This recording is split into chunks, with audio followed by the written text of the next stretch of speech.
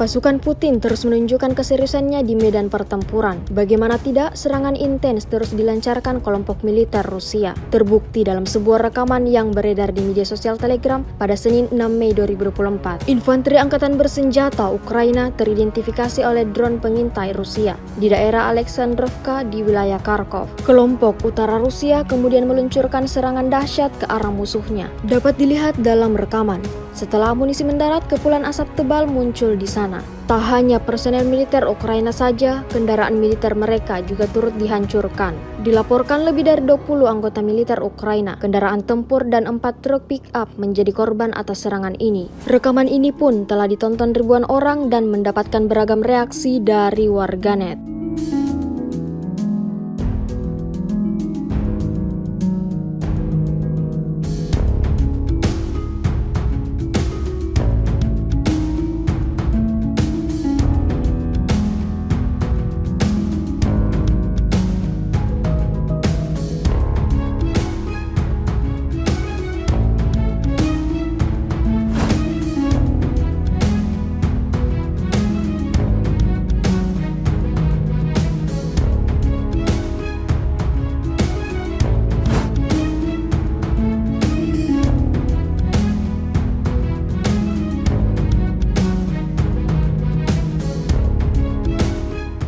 Download Tribun X sekarang, menghadirkan lokal menjadi Indonesia.